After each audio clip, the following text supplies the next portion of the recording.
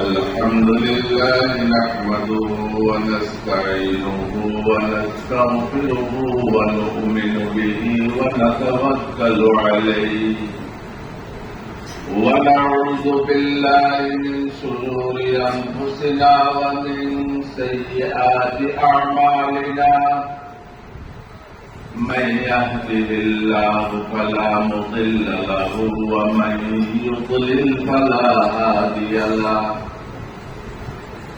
وأشهد أن لا إله إلا الله وحده لا شريك له وأشهد أن سيدنا ونبينا وسندنا وحبيبنا ومولانا محمدا عبده ورسوله صلى الله تعالى عليه وعلى آله وأصحابه وسلم تسليما كثيرا كثيرا أما بعد فأعوذ بالله من الشيطان الرجيم بسم الله الرحمن الرحيم والعصر إن الإنسان لفي خسر إلا الذين آمنوا وعملوا الصالحات وتواصوا بالحق وتواصوا بالصبر آمنت بالله صدق الله مولانا العظيم وصدق رسوله النبي الكريم ونحن على ذلك من الشاهدين والشاكرين والحمد لله رب العالمين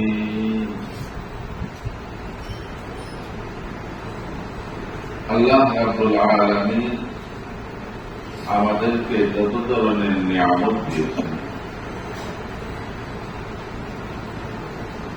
আমরা 24 ঘন্টা সেই নিয়ামতের আবৃত আছি, সেই নিয়ামত আমাদেরকে ডেকে রেখেছে। আমাদের জীবনের এমন কোন মুহূর্ত নাই যে মুহূর্ত আল্লাহর নিয়ামতের বাইরে আমরা যেতে পারি।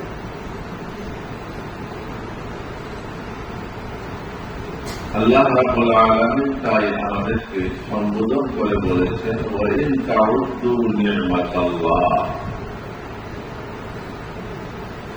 আপনি যদি চান আল্লাহর নিয়ামত গণনা করবেন, লা তুহসুহা, আপনার সংখ্যা শেষ হয়ে যাবে, নিয়ামত শেষ হবে না। قُلْ لَوْ كَانَ الْبَحْرُ مِدَادًا لِكَلِمَاتِ رَبِّي لَنَفِدَ الْبَحْرُ قَبْلَ أَنْ تَنْفَدَ كَلِمَاتُ رَبِّي وَلَوْ جِئْنَا بِمِثْلِهِ مَدَدًا। হে নবী, আপনি বলে দিন যে সাগর এবং সাগরের পানি যদি কালি হয়ে যায়, আল্লাহর কালিমাত গুলো লিখার জন্য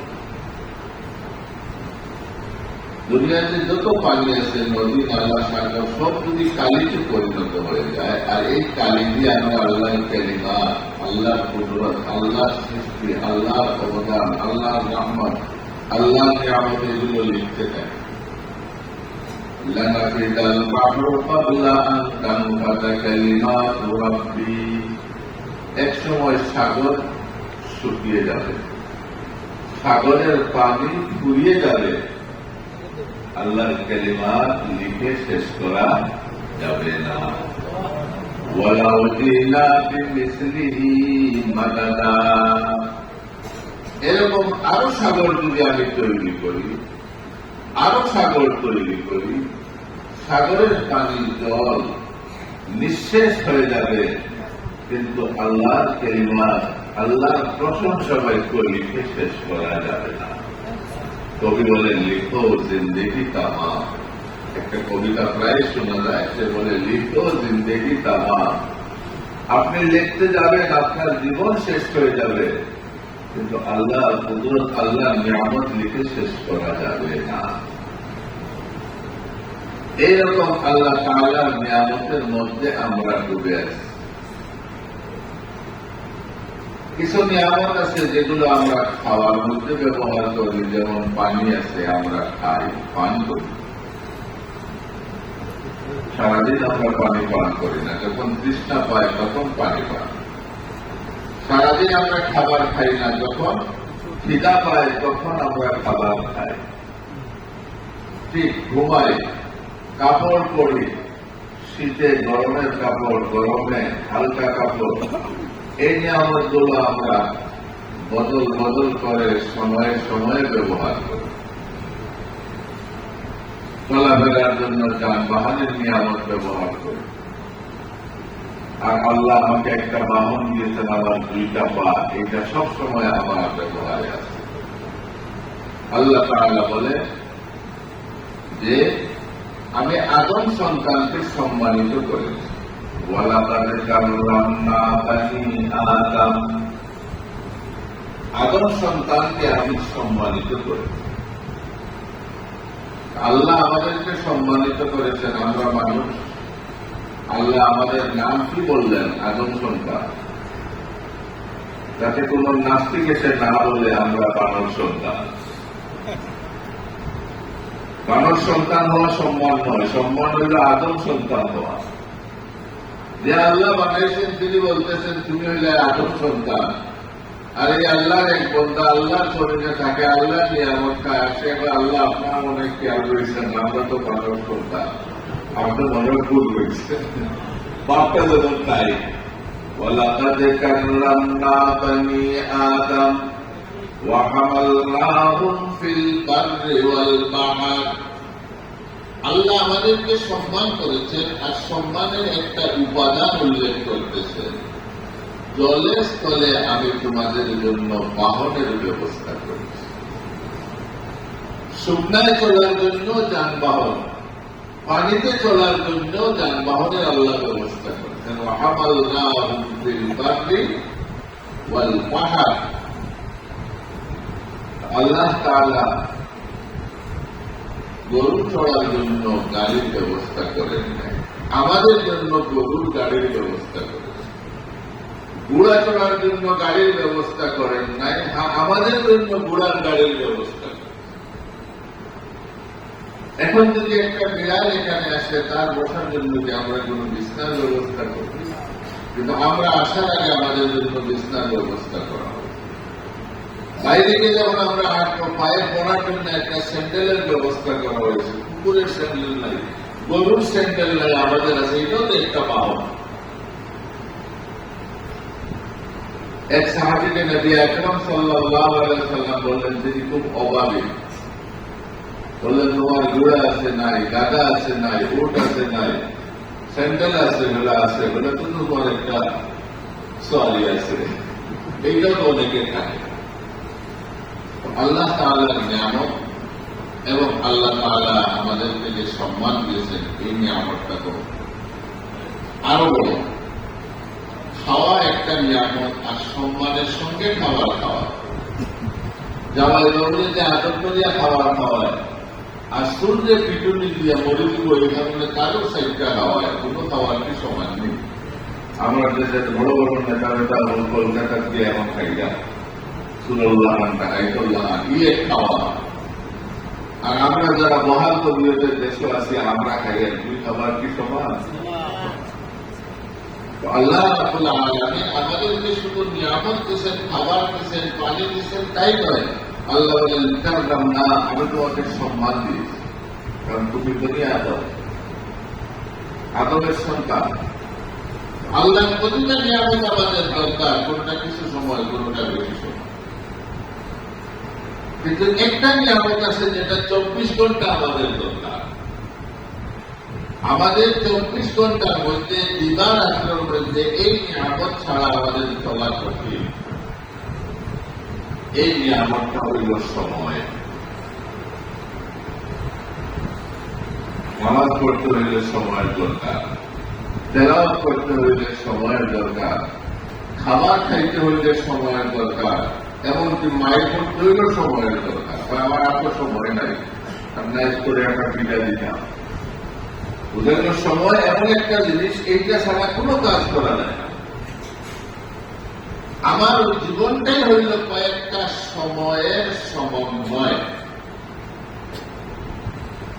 ইমাম শাফি রহমতুল্লাহ আলাইহি বলতেন, এই হায়াত এবং এই জীবন হাত তলোয়ার। আমাদের এই জীবন যেটা আল্লাহ আমাদের দুনিয়াতে দিয়া পাঠাইছে, এই জীবনটা হইল ধার তলোয়ার।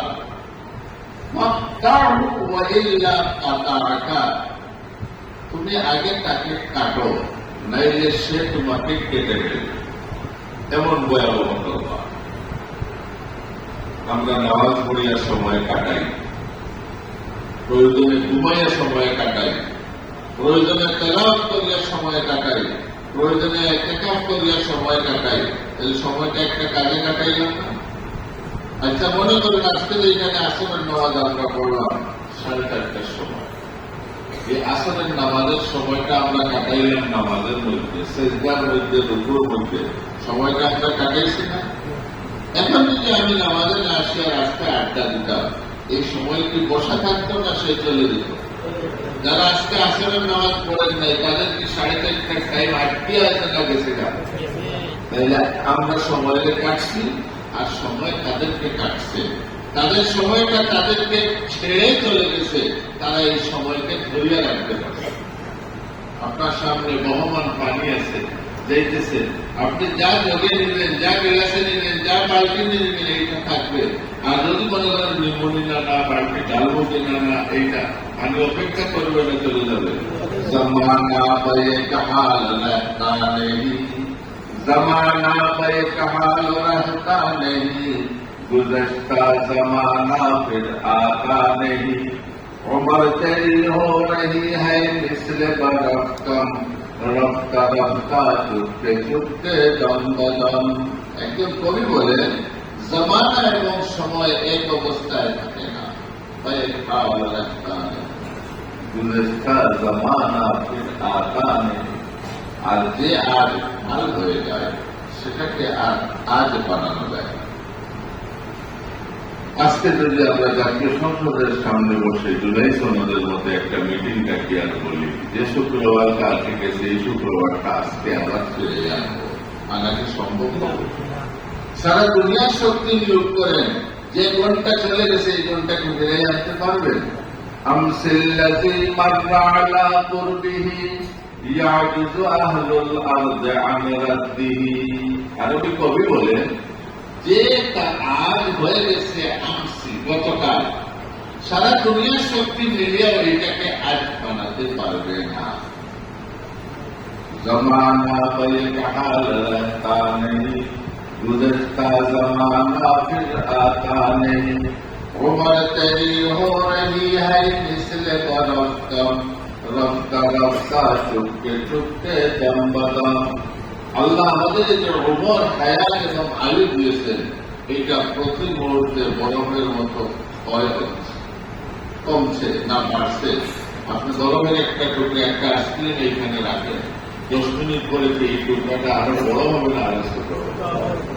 আল্লাহ রেখে অলি বাজারে গেছে, বাজারে খুব গরম পড়ছে, আর ওই সময় ফ্রিজের দুধ নাই, মানুষ বড় বড় বরফের টাকা আনিয়ে বাজারে বিক্রি করে 100-200। আমরা ছোটবেলায় ঢাকায় ইফতারের সময় বরফের টুকরাকে নিয়ে আসতাম, আটা না বেশি কোনো সময় বড় টুকরা বাংলে গাউদিয়াকে একটু বড় দিলে তারা ওরা বলিয়াছে যে যে কাম বলে বেসতেছে। আল্লাহর অলি গেছে গেলেন, এত বড় বরফের টুকরা তুমি ব্যবসা করতেছ, আর একটু তারা ওরা বলে ব্যস্ত করলে একটু সময় নেওয়া পালা মতে দাম লইয়া একবারে বেশি না বাজাইয়া গেছো, বলে যে গরম পড়ছে বাজানোর সুযোগ নাই, প্রতি মুহূর্তে আমার বরফের সাইজ ছোট হইতেছে, যা বেশলাম পয়সাটা আমার পকেটে, আর 1 ঘন্টা পরে আর কিছুই পাওয়া যায়। ইফতারের জন্য বড় হয়েছে আমার আব্বাই, আব্বারা বলতেন যে হেফাজতে রাখা আমরা ইফতারের সময়, আব্বা যে বাড়িতে ডুবে গেছে, মাহাজেলে দিয়ে গেলেন। জানেন না গ্রামের মানুষ ইফতারের সময় আব্বাই দিয়ে গেলে বড় পূজা করছে, এরা রাখতে দলীয় ডাইকে নিচে বিধান শুরু হয়েছে। আব্বাই দিয়ে গেলেন কোন রাস্তা, আমি পানি দিয়ে গেলে আসছি, এমন তো আর পাওয়া যায় না। অনেকটার নাম হইল বর্ষ, সে পানির সঙ্গে একাকার হয়ে গেছে। কবি বলে उमर तेरी हो रही है मिसले बरफ्ता रफ्ता रफ्ता चुपके चुपके दम बदम। প্রতি মুহূর্তে বরফের মতো আমাদের আয়ু। আল্লাহ বলি বলেন এই বৃদ্ধ ব্যক্তি বাজারে যে বরফ বেচছে, যা দাম পাইছে এই দামে বেচছে, দেরি করে নাই তাতে তার বরফ গলিয়ে শেষ না হয়। এই ঘটনা দেখিয়া কোরআন শরীফের একটা সূরা হয়। কোন সূরা? যে সূরাটা আমি তেলাওয়াত করছি, ওয়াল আসর ওয়াল আসর ইন্নাল ইনসানা লাফি খুসর। আল্লাহ রাব্বুল আলামিন বলেন যে আমি আমার একটা নিয়ামতের নামে শপথ করলাম। আল্লাহ কুরআনে কারীমে বিভিন্ন জিনিসের নামে শপথ করেন। তিন একটা ফল না, জৈতুন, এগুলো নামি নামি ফল। আর তুরে সিনিন, সিনাই পর্বত যেখানে মুসা আলাইহিস সালাম আল্লাহর সাক্ষাৎ লাভ করেছিলেন, আল্লাহ অনেক দামি দামি জিনিসের পছন্দ করেন। ওয়াল বালাদিল আমিন, মক্কা মুকাররমার নামে আল্লাহ শপথ করেন। তো আল্লাহ শপথ করতেছেন, বলতেছেন ওয়াল আসর, আসরের শপথ। একটা আসর তো আমরা বুঝি এই যে আসর, সূর্য ডুবার আগে যে কিছুক্ষণ সময়, এটার নাম হইল কি আসর। এই আসরের শাব্দিক অর্থ হইল শেষ সময়, দিনের শেষ সময়। এই শেষকে আরবিতে আসর বলা হয়। আমাদের দিনের শেষ সময় বা শেষ নামাজ যেটা, এই নামাজের টাইম হিসেবে এটাকে বলা হয় শেষ সময়, মানে সময় কিন্তু শেষ না। আসরের আসল অর্থ হইল সময়, আর শেষ সময়কে বিশেষভাবে আসে। তো আল্লাহ বলতেছেন আমি সময়ের শপথ করছি। সময় আল্লাহ একটা নিয়ামত না। লবণ তো পাক খাইতে লাগে, কারো শরবত লাগে, কারো স্বাদ লাগে, সবকিছুতে লবণ লাগে না। বিষয়টা সবকিছুতে পানির দরকার পড়ে না, পানি ছাড়াও কিছু জিনিস আছে খাওয়া লাগে। সবকিছুতে ভাত এবং চাউল লাগে না। কিন্তু দুনিয়াতে এমন কোন কাজ নাই, এমন কোন জিনিস নাই যে জিনিসের মধ্যে সময় লাগে না। তাহলে সময় নিয়ামতটাকে সাধারণ না অসাধারণ। আমাদের জীবনের প্রতিটা ক্ষেত্রে সময় লাগে। এমনকি চুরি করতে হইলেও সময় লাগে, ডাকাতি করতে হইলেও কি লাগে? সময় লাগে। এই সময়ের বাইরে যাওয়ার আমাদের কোন অধিকার নেই। আল্লাহ তাআলা আমাদেরকে দুইটা সময় দিয়া বান্ধিয়া রাখছে। আল্লাহ তাআলা আমাদেরকে দুইটা জায়গা দিয়া বান্ধিয়া রাখছে। এই হল আল্লাহ দেওয়া আমাদের প্রতি একটা বড় বেষ্টন। দুইটা জায়গা কোনটা? একটা হইল জমিন আর একটা আসমান। এই দুনিয়ার জীবনে এমন কোন জায়গায় যাওয়া কি সম্ভব যেখানে নিচে জমিন নাই, উপরে আসমান নাই? আমি যেখানেই যাই না কেন আমার নিচে কি আছে?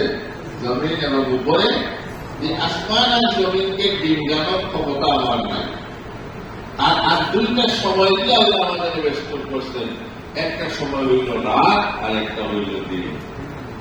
এমন কোন সময় আমার তার আবিষ্কার করা সম্ভব নয় যে এই সময়টা রাতও নয়, দিনও নয়। আল্লাহ বলেন ইন্না ফি খালকিস সামাওয়াতি ওয়াল আরদ ওয়া ইখতিলাফিল লাইলি ওয়ান নাহার, আসমান জমিন রাত দিন আমি সৃষ্টি করেছি, লাআয়াত, এগুলো আমার কুদরতের নিদর্শন তোমার সামনে আছে। এখন যদি তুমি আল্লাহর নাফরমানি করতে হয়, তাহলে তোমার জান বাঁচাইতে হইলে বাংলাদেশে ডাকাতি করিয়া, বাংলাদেশে সন্ত্রাস করিয়া, বাংলাদেশে জুলুম এবং ফ্যাসিস্ট করিয়া বাগিয়া দিল্লি দিয়ে আশ্রয় নেয় না। কারণ এই দেশের বাইরে গেলাম যে আমার আর করতে হবে। বোঝা গেল মানুষ যে দেশের আইনকে লঙ্ঘন করে এই দেশের বিচার থেকে বাঁচতে হলে দেশের ভিতরে থাকে না, বাইরে যায়। এবং এই জমিনে যদি কেউ আল্লাহর আইনের লঙ্ঘন করে আর সে বাঁচতে চায়, তাহলে তো তার দরকার এমন এক জায়গায় যাওয়া যেটা আল্লাহর রাষ্ট্র নয়, যেখানে উপরে আসমান নাই, যেখানে নিচে জমিন নাই, যেখানে রাতও নাই দিনও নাই। এমন কোন জায়গা কি সম্ভব? তাহলে আল্লাহর নাফরমানি করিয়া জান বাঁচানো কি সম্ভব? আল্লাহ বললেন আমি তোমাকে কেন করিয়েছি ইন্না ফি খালকিস সামাওয়াতি ওয়াল আরদ ওয়া ইখতিলাফিল লাইলি ওয়ান নাহার লাআয়াতিন লিউলিল আলবাব। যার মাথায় একটু ব্রেন আছে, যার মাথায় একটু বুঝ আছে, যার একটু বুদ্ধি শক্তি আছে, তার জন্য আমার কুদরতের নিদর্শন নেই। আল্লাহ রাব্বুল আলামিন আমাদের যত নিয়ামত দিয়েছেন এর মধ্যে খুবই গুরুত্বপূর্ণ এবং খুবই ব্যাপক একটি নিয়ামত হইল, এই নিয়ামতের নাম হইল সময়। আল্লাহ রাব্বুল আলামিন এই সূরার মধ্যে সময়ের শপথ করে বলতেছেন ওয়াল আসর, আমি সময়ের কসম করে বললাম। কি বললেন? ইন্নাল ইনসানা লাফি খুসর, মানুষ ক্ষতির মধ্যে আছে, ক্ষয়ের মধ্যে আছে, প্রতি মুহূর্ত তার ক্ষয় হইতেছে। কি ক্ষয়? যেমন আল্লাহ তাআলা আমাকে এই দুনিয়াতে পাঠাইছে, মনে করল ৬০ বছরের হায়াত সেট করিয়া, এই ৬০ বছর থেকে একদিনও বেশি বাঁচা আমার দ্বারা সম্ভব না। এখন আমার জীবন থেকে ৪০ বছর গেছে, তাইলে এই ৬০ বছর থেকে আর রইল কত বছর? ২০ বছর। ছিল ৬০ বছর, রইল ২০ বছর, বাড়ল না ক্ষয় হইল? ইন্নাল ইনসানা লাফি খুসর, মানুষ আছে কিসের মধ্যে? ক্ষতির মধ্যে, ক্ষয়ের মধ্যে। অনেকের দাঁত ক্ষয় রোগ হয়, ডাক্তারকে বলে, ডাক্তারের ঔষধ দেয়, এইটা দিলে ক্ষয় বন্ধ হয়ে যাবে অথবা ক্ষয় কমে যাবে।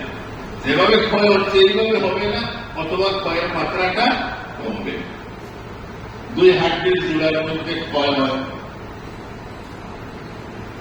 উঠলে বসলে পায়ে ব্যথা করে না, তো ডাক্তার বলে যে দুই হাড্ডির মাঝখানে যে কিছু পিছলা জিনিস ছিল ওইটা শুকিয়ে গেছে, আচ্ছা একটু ওষুধ দিয়ে দেখি, যদি আর একটু ফ্রি হয় তাহলে ক্ষয়টা রোধ হবে। একেবারে ক্ষয়টা চিকিৎসা হয় না। বোঝা গেল যে জিনিসটা ক্ষয় হয়ে যায়, এই জিনিসের ক্ষয়কে রোধার জন্য কোন ব্যবস্থা গ্রহণ করার দরকার, যার মাধ্যমে সেটা ক্ষয়িষ্ণু থাকে না, অক্ষয় হয়ে যায়। অক্ষয় মানে কি? তার ক্ষয় নাই। তো আল্লাহ বলেন প্রতিটা মানুষ ক্ষয়িষ্ণু, তার জীবনে ক্ষয় হচ্ছে, সে যদি অক্ষয় হতে চায় তাহলে একটা কাজ করে। কয়টা কাজ? ইল্লাল্লাযীনা আমানু ওয়া আমিলুস সালিহাতি ওয়া তাওয়াসাউ বিল হাক্কি ওয়া তাওয়াসাউ বিস সাবর। একটা অবস্থা, ইল্লাল্লাযীনা আমানু, ঈমান, ওয়া আমিলুস সালিহাত, সৎকর্ম করা, ওয়া তাওয়াসাউ বিস সাবর ওয়া তাওয়াসাউ বিল হক। কয়টা কাজ? আমি আগেই বলছি, আল্লাহ যে সময় নিয়ামত দিয়েছে, যেটা ক্ষয় হয়, এই নিয়ামতটা কি আমরা দিনে ১ মিনিট, ১ ঘন্টা, ৮ ঘন্টা ব্যবহার করি না, ২৪ ঘন্টা। এই সময়টা ২৪ ঘন্টা ব্যবহার হচ্ছে না। এই যে ২৪ ঘন্টার নিয়ামত, এই নিয়ামতের ক্ষয় থেকে বাঁচার জন্য এমন একটা আমলের দরকার যে আমলটা ২৪ ঘন্টা হয়। নামাজ কি ২৪ ঘন্টা পড়া সম্ভব? ঘুমাইব না, মজরুব আছে। রোজা কি ২৪ ঘন্টা রাখা হয়? তিলাওয়াত কি ২৪ ঘন্টা করিয়ে দেওয়া আমার সামর্থ্য আছে? জিহাদ কি ২৪ ঘন্টা করা যাবে? তাহলে এই আমলগুলো ২৪ ঘন্টা চালু রাখা যায় না। অথচ সময়ের নিয়ামতটা ২৪ ঘন্টা, আর এই নিয়ামতের ক্ষতি থেকে আমাকে বাঁচতে হইলে এমন আমল করতে হবে যে আমলটা ২৪ ঘন্টা, সারাদিন সারা রাত। এই আমলের নাম হইল ঈমান। বলেন আপনার ঈমান আনছি শুধু কি আসরের সময় লাগেনি? আমরা ঈমান আনছি কি শুধু দিনের বেলার জন্য? আমরা কি ঈমান আনছি শুধু রাতের জন্য না ২৪ ঘন্টা আল্লাহর উপরে ঈমান আনছি? আমি যদি একবার কালিমা লা ইলাহা ইল্লাল্লাহ করে আল্লাহর উপরে বিশ্বাস স্থাপন করি, তাহলে ঈমানের যে ইবাদত আছে, এই ইবাদতের সওয়াব ২৪ ঘন্টা আমার আমলনামায় লেখা হবে। আমি সজাগ থাকলেও আমি ঈমানের উপরে আছি, আমি ঘুমাইলেও আমি ঈমানের উপরে আছি, আমি বাথরুমের বাইরে থাকলেও ঈমানের উপরে আছি, বাথরুমের ভিতরে গেলেও আমি ঈমানের উপরে আছি। বাথরুমে বসে নামাজ পড়া যায় না, জিকির করা যায় না, তেলাওয়াত করা যায় না, ওইগুলো ইবাদতের সওয়াব পাওয়া যায় না। কিন্তু ঈমানের উপরে আছে, ঈমানের সওয়াব আছে কিনা? এই যে আল্লাহ আমাদের এমন একটা এবাদত দেখাই দিলেন যে আমাদের 24 ঘন্টা সব হবে। অনেকে মনে করেন দাড়ি কাটা এটা খুব বড় কাটিয়ে আল্লাহ বলিরা সুন্নত তরিকার বাইরে গিয়ে দাড়ি কাটবে, যে দাড়ি কাটাটাকে গুনাহ বলা হয়েছে, নিষিদ্ধ বলা হয়েছে। এই আমলটা কিন্তু আমার করার সঙ্গে সঙ্গে শেষ নয়, এইটা 24 ঘন্টা থাকে। এই গুনাহটা হলো 24 ঘন্টা হবে। আপনি তো অন্যায় ভাবে এক ব্যক্তিকে বান্ধিয়া গুম ভরিয়া রাখেন, 24 ঘন্টা আপনি তাকে গুম ভরিয়া রাখলে 24 ঘন্টা গুনাহ হবে না? গুনাকে 1 ঘন্টা হবে না, 24 ঘন্টা। আমাদের আরো কিছু গুনাহ আছে, আমরা তো মনে করি তুচ্ছ, কিন্তু এই গুনাহটা স্থায়ী হবে। তওবা করার পরে এই গুনাহটা শেষ হবে। আল্লাহ রাব্বুল আলামিন আমাদের যে সময়ের নিয়ামত দিয়েছেন, এই নিয়ামতটা সবাইকে আল্লাহ তাআলা একটা মাপে দিয়েছেন। যাকে যতটুকু দিয়েছেন এতটুকু সময় সে উপভোগ করবে। চুরি করলেও এই সময় কাটবে, ডাকাতি করলেও এই সময় কাটবে, নামাজ পড়লেও এই সময়টা কাটবে। কিন্তু যে ইমান আছে, তার ইমানের দ্বারা তার 24 ঘন্টার সময়কে সে নষ্ট করছে না, কাজে লাগিয়েছে। এই 24 ঘন্টা সে ফরজ ইবাদত ছাড়া আর কোন ইবাদত যদি নাও করে, শুধু ইমান আনার উদ্দেশ্যে সওয়াব পাবে। আর বান্দা যখন ইমান আনে, আল্লাহর উপর বিশ্বাস রাখে, তখন তার উপর যখন কোন বালা মুসিবত আসে, তখন সে সবর করে। সামনে আসতেছে তাওয়াসাউ বিল হাক্কি ওয়া তাওয়াসাউ বিস সাবর। আর কোন কষ্টের উপর বান্দা যখন সবর করে, এই সবরের কারণে এই কষ্টের সওয়াবও আল্লাহ তাকে দান করে। নবী আকরাম সাল্লাল্লাহু আলাইহি ওয়াসাল্লাম বলেছেন, এক ব্যক্তি যখন জ্বরে আক্রান্ত হয় আর তার শরীরে কম্পন ধরে, সে চিল্লাচিল্লি করে, কষ্টে কাঁদাকাটি করে আর সহ্য করে, কিন্তু অসহ্য হওয়ার কারণে জবান থেকে আওয়াজ বের হয়ে যায়, সে সইতে পারে না। এইরকম কষ্ট করে জ্বরে যে ব্যক্তি, আল্লাহ তাআলা এই জ্বরের বরকতে তার গুনাহকে এমন ভাবে জড়াইয়া দেন, যেভাবে শুকনা গাছের পাতা ছড়িয়ে পড়ে। একজন মুমিন অসুস্থ হইলে তার সওয়াব কমে না, বাড়ে। একজন মুমিন যদি ব্যথা পায় আর ব্যথা পাইয়া সে সবর করে, ইন্না লিল্লাহি পড়ে আর আল্লাহর কাছে সে দোয়া করে, এই ব্যথার কারণে সে গুনাহগার হবে না, সওয়াব পাবে। নবী আকরাম সাল্লাল্লাহু আলাইহি ওয়াসাল্লাম বলেছেন যে মুসলমান যে কোনো জিনিসের দ্বারা যখন কষ্ট পায়, আঘাত পায়, এবং একটা কাঁটাও তার শরীরে বিদ্ধ হয় আর সে সবর করে, এইটার বদলা আল্লাহ তাআলা তাকে নেকি দান করেন।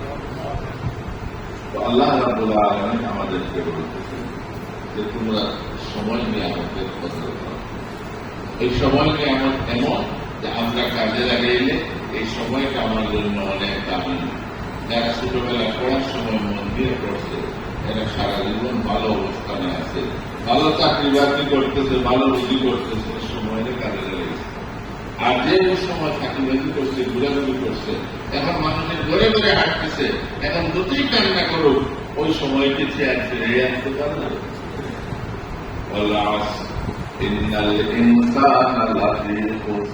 প্রতিটা মানুষ ক্ষতির মধ্যে আছে, কিন্তু এই ক্ষতিকে রোকার, এই ক্ষতিকে আটকানোর একটা ব্যবস্থা আমি দিলাম। যেভাবে বরফ সব সময় গলে যায়, কিন্তু এই বরফকে গলা থেকে বাঁচানোর জন্য আমরা দ্বীপের ভিতরে রেখে দিই। দ্বীপের ভিতরে আসলে বরফ গলেনি না, সাতটা ঠিক থাকে। ফ্রিজের ভিতরে তাহলে ঠিক থাকে না, ফ্রিজের না পেলে কাপড় দিয়ে বেসাই আর আনলেও ধীরে ধীরে গলে। বুঝা গেল, ক্ষয়কে রোকা যায়, ক্ষয়কে কমানো যায়। তো আল্লাহ রাব্বুল আলামিন বললেন, ইল্লাল্লাযীনা আমানু, যারা ঈমান এনেছে, তারা সময়কে কাজে লাগিয়েছে, তাদের 24 ঘন্টা সে ঈমানের সওয়াব পাবে। এর বিপরীতে চিন্তা করুন, যে ঈমান আনে নাই, কাফির হয়েছে, আল্লাহকে অস্বীকার করে, সেও 24 ঘন্টা কুফরির গুনাহ হবে। এ যেভাবে সওয়াব পায়, তারও সেইভাবে ওয়াবিলুস সালিহাত, এবং সে ভালো কাজ করে। আমি তো ভালো কাজ করি, কিন্তু আমার আশেপাশে যদি ভালো কাজের চর্চা না হয়, আমার ভালো কাজের সুবিধা হওয়ার আশঙ্কা। 10 বন্ধুর মধ্যে একজন নামাজি আর 9 জন বেনামাজি, এই বেনামাজিদের বরকতে নামাজও শিখতে পারে। তাহলে তার নামাজের হেফাজতের মাধ্যমে হলো বন্ধু বান্ধব সেই নামাজি হলো। আল্লাহ তাআলা আমাদেরকে আমলে সালেহ ভালো কাজ করার কথা বলেছেন। আর এই ভালো কাজকে ধরে রাখতে হলে নিজের আশেপাশে ভালো কাজের পরিবেশ তৈরি করতে হবে। ওয়াতাওয়াসাউ বিল হক, আল্লাহ বলেন তারা মানুষকে সত্যের উপদেশ দান করে। ওয়াতাওয়াসাউ বিল হক, সত্যের উপদেশ দান করে। সত্যের উপদেশ দান করার দ্বারা সে আমল বিল মারুফ, মানুষকে ভালো কাজের আদেশ করার সওয়াব পাবে। এগুলো আম্বিয়াওয়ালা আমল। আম্বিয়া কেরাম মানুষকে ভালো কাজের আদেশ করতে এবং অন্যরা যে আমল করবে এই আমলের সওয়াবের একটা অংশ সে পাবে। যে ভালো কাজ করে এটা সওয়াব সে পায়। সে যে ভালো কাজের প্রচলন করে, যারা ভালো কাজ করে তাদের কাজের সওয়াব থেকে আল্লাহ তাআলা একটা অংশ তাকেও দান করে। এখন প্রশ্ন হইল, আমরা যে মানুষকে ভালো কাজের দিকে ডাকবো, অনেক লোকের রুচি এমন নষ্ট হয়েছে, সে ভালোরে মন্দ মনে করে মন্দরে পালন করে। তারা যে বলল ঘুষ খাইল না, ওই বলতে গেলে বাসন দিল না, মেয়ের বিয়া তুমি দিল না, বিল্ডিং বানাইও দিল না, তারা যে বল সুদ করি না, ওইটা আমার টাকা নষ্ট হয়ে দিব, সারা টাকাকে শেষ হয়ে দিব, আমি যদি সুদ না খাই। তাহলে সে বোঝা গেল যে আমরা তারা বললাম ঘুষ খাইও না, সুদ খাইও না, সে মনে হয় আমি তার ঘুষ খাইব। এইরকম লোক আছে কিনা? তাহলে আপনি যখন মানুষকে সত্য কথা বলতে যাবেন, সত্য অনেক সময় তিতা হয়, তখন মানুষ আপনার সঙ্গে ভালো আচরণ করবে না খারাপ আচরণ। এখন আপনার সবরের উদ্যোগ ঈমান, নেক আমল, মানুষকে ভালো কাজের আদেশ করা, আর আদেশ করতে গিয়ে যে কোনো পরিস্থিতিতে সবর করা। আল্লাহ রাব্বুল আলামিন এই ছোট একটা সূরা, যেটা সবসময় আমরা নামাজে তেলাওয়াত করি, শুনি, অনেকেই পড়ি, এটাকে এবং সংক্ষিপ্ত আলোচনা করলাম। এই আলোচনাটা বুঝার এবং আমাদের জীবনে এই সূরার প্রতিফলন ঘটানোর কৌশল দান করবে। সাহাবায়ে কেরাম যখন কোনো মজলিসে বসতেন, ওটার সময় ওনারা সূরা আল আসর, কেন যে এই আল আসরের মধ্যে একটা বরকত আছে, এটা একটা বরকতময় সূরা। আল্লাহ তাআলা আমাদেরকে বোঝার এবং আমল করার কৌশল দান করুন। ওয়া আখিরু দাওয়ানা আলহামদুলিল্লাহি রাব্বিল আলামিন।